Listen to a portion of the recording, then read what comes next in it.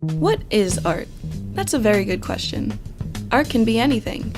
Paintings, drawings, music you hear, even this documentary you're about to watch. You experience art every day, and you can't escape it. So, if art is everywhere, why is it becoming less common in schools? Maybe it's because we're losing touch? Or maybe we just don't realize the impact it has on our daily lives. Perhaps that can be to blame for the decline in arts jobs, as well as the amount of certified teachers. Whether because of discouragement or lack of education in the arts, the need for it has, and always will be, present.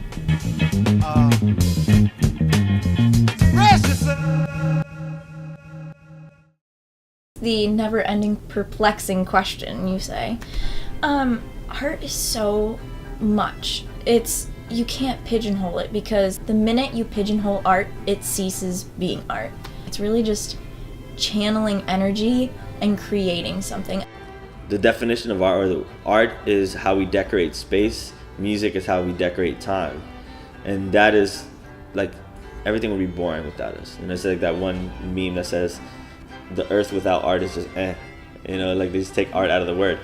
It means that, like, people who think that art is obsolete or unnecessary, they're colorblind. Art's good for us, but we don't know it sometimes. Sort of like vitamins for the soul. Like, if you don't take vitamins, you don't know what you're missing, but then you take them and then you feel great. And you're like, hey, wow, this is amazing. Art's always like the last thing someone wants to do for an activity. It's always the first thing they get cut from the budget, the lowest thing in the totem pole. But individually, I'll have a lot of people in classes I teach or workshops who never make art. And just through the making of it, I get a wonderful response. So, people are reachable, who even aren't convinced that art's important. When they make it, they do it. They sort of understand that. There's other people who think, art's necessary, but it's not for me. It's just sort of kind of this cute activity.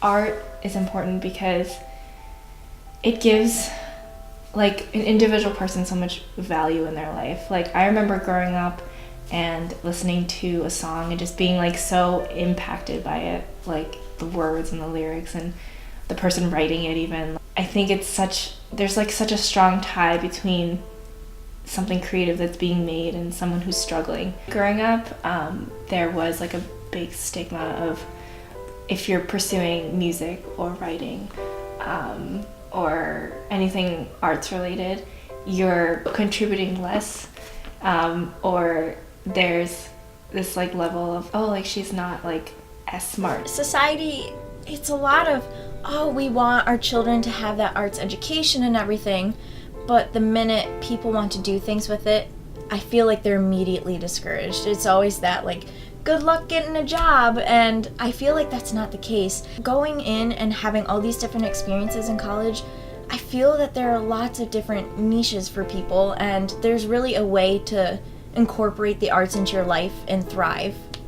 No matter how much you want to, like, not let perceptions get to you, sometimes it makes you feel bad about what you're doing.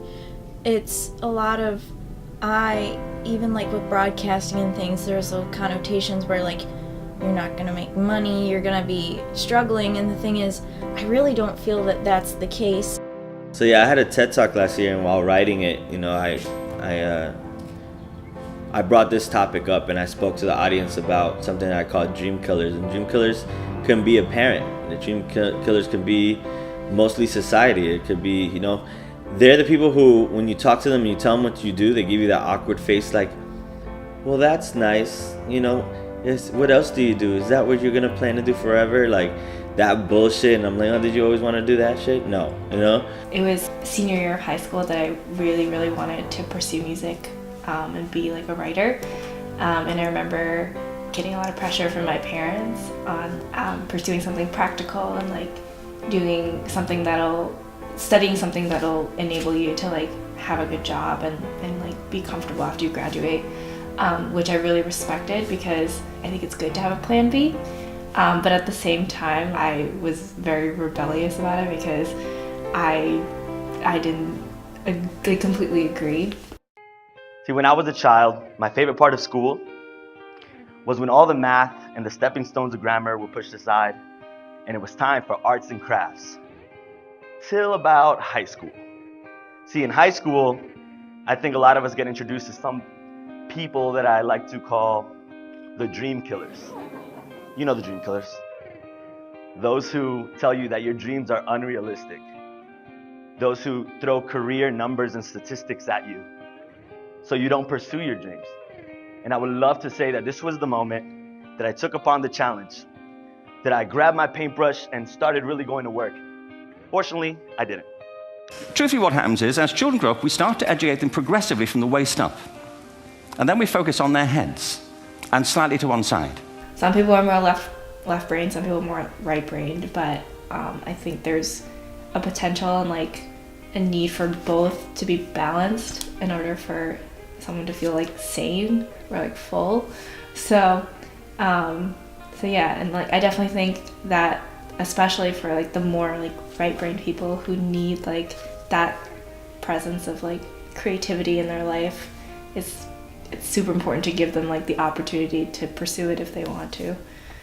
I did a lot of theater in high school, and that was actually what kind of led me to broadcasting, because I really enjoyed theater, but I wanted to find a way that I could make it a real career for myself, because I knew that probably the kind of auditioning lifestyle might not have been perfect for me, but I knew that I wanted to use those values and everything that I loved from theater in a different way, and that was phenomenal for me. I had so many opportunities, and I think that's important for helping people develop as a person.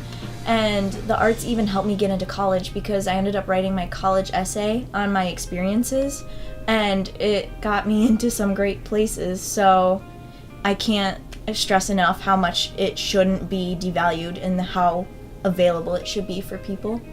You know, people were saying, oh, like you gotta like study math and like be a doctor, be a lawyer. Those are successful things to do. So I definitely think it's important, like especially, you know, kids growing up, it's important to like give them the opportunity to be creative, channel their artistic side, because that's like a deep level of thinking that often is like, I feel like is being compressed. I've seen kids who didn't have art in middle school or high school, or in the younger grades that was mandatory. So some had it and some haven't. And the ones who haven't, I really see a gap sort of in just, you know, understanding, being a creative individual. Creativity is not optional. Even if you think art is, you got to be creative, right? So people who miss out on that in school as a foundation of their education, you know, I don't care if you're a plumber. If you're a creative plumber, you're going to be more successful. If you're a creative doctor or a creative lawyer, you're going to be more successful. And I always make this joke, unless you're a creative accountants go to jail, but you know, but everyone else, really creativity helps. It's a part of the package. Our education system is predicated on the idea of academic ability. And there's a reason. The whole system was invented around the world. There were no public systems of education really before the 19th century. They all came into being to meet the needs of industrialism. So the hierarchy is rooted on two ideas. Number one, that the most useful subjects for work are at the top. So you were probably steered benignly away from things at school when you were a kid, things you liked, on the ground you would never get a job doing that. Is that right? Don't do music, you're not going to be a musician. Don't do art, you won't be an artist. Benign advice, now profoundly mistaken. And the second is academic ability, which has really come to dominate our view of intelligence because the universities designed the system in their image. If you think of it, the whole system of public education around the world is a protracted process of university entrance. And the consequence is that many highly talented, brilliant, creative people think they're not, because the thing they were good at school wasn't valued or was actually stigmatized. And I think we can't afford to go on that way. Budget cuts for art programs and programs of creativity are the exact same thing we were just talking about with the stereotypical, not necessary, not around, like, and this, especially in my town of Brentwood right now, when I'm thinking about what can help our situation. So our situation, unfortunately, is a lot of kids being found killed by gang violence and stuff like that.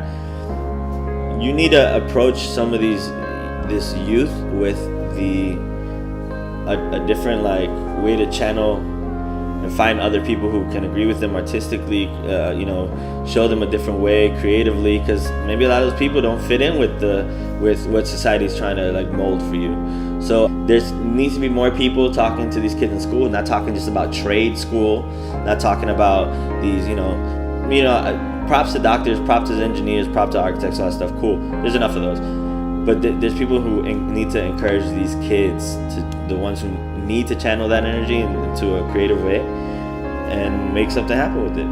It's freedom when you used to have those classes to me. It was, you know, especially if you're into it, you know, they're the people who end up shaping what you become or what I've become. And I needed those classes. I needed that to be part of my life. My friends who are creative needed those rooms after the math and all the, you know, unnecessary arithmetics that we don't use in life. We use art, you know, like, and we're the first ones to get cut, which is stupid. You know, I'm the only person out of my family and of my friends that I can think of who can honestly say, regardless of struggle, I'm still pursuing my dreams. You know, there's guys who I know who are working for whatever company, delivering this, delivering that, doing that, and I'm sorry, but that wasn't your dream. You know, you're just happy being stable, and that's cool. But I'm one of the few that can say that I didn't look at this wall of adulthood and say, oh, I need to do something that will make me survive. No, screw that. I'm gonna pursue my dreams. I decided to actually like contact a producer and go to recording studios and just record songs that I've written over the years but never thought about like releasing out into the wild. So, you know, I found a job, so I did that. I worked full time, and then I started recording my own stuff. And then I was like, oh man, I really love recording my own stuff and like playing open mics and stuff. And so I was like, might as well release it, put it out into the world, try to pursue music at the same time as doing my job, like actually put my job as like a plan B and start doing my plan A. So I started sending my album out to like a bunch of venues and heard back from this place called Rockwood Music Hall, and that's actually my first like real gig. So it's super like cool that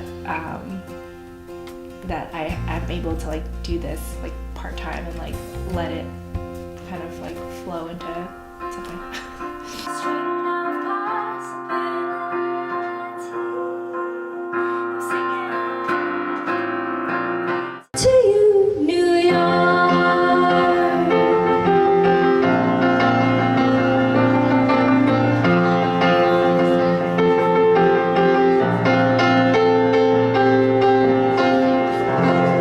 Creativity is the most important skill we can teach our children because life changes so fast.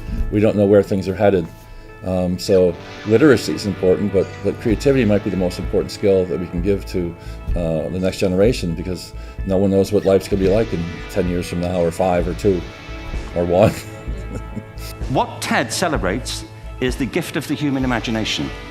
We have to be careful now that we use this gift wisely and that we avert some of the scenarios that we've talked about. And the only way we'll do it is by seeing our creative capacities for the richness they are and seeing our children for the hope that they are. And our task is to educate their whole being so they can face this future. By the way, we may not see this future, but they will. And our job is to help them make something of it.